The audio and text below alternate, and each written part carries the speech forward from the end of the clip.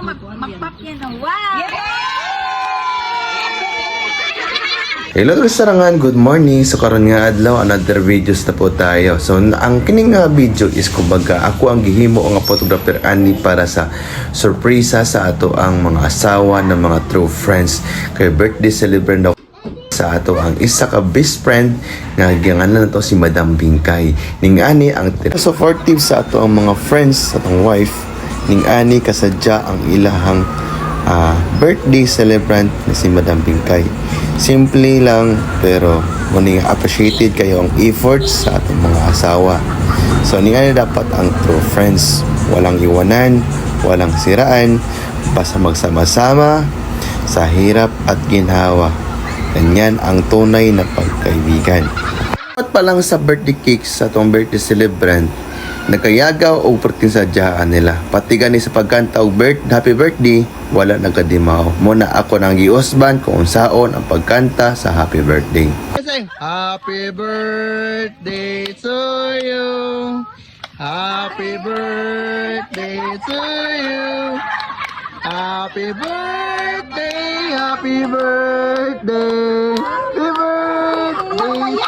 Habang kakatami og happy birthday, ganahinay og tulo ang luha sa atong birthday celebrant tungod sa iyang kalipay sa gihimo nga effort nga unexpected siyang kinabuhi nga naa di ay ang tibuok niyang true friends naghatag og sorpresa para sa iyang karon nga adlong birthday celebrant. Dol pa lang sa iyang tall, dark, and handsome husband, nag-expect mi nga muhag sa iyang bana tungod sa kalipay.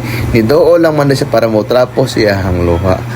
Naman ang surprise sa birthday celebrant. So mag-interview ta kung unsa ilahang masulti sa ilang surprise sa ilahang true friends. Ano ang masabi mo sa surprise? Ni! Ari na mama na ni! Tutorial, kating!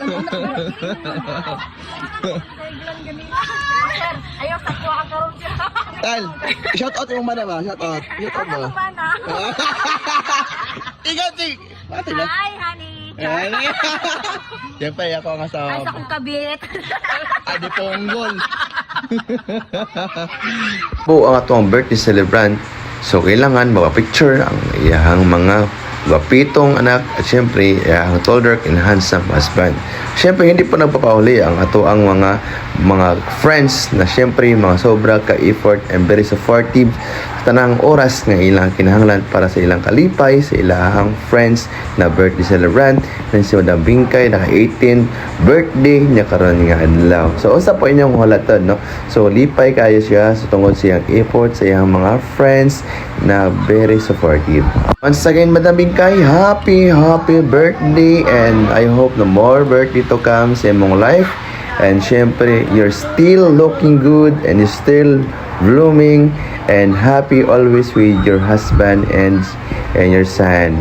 God bless!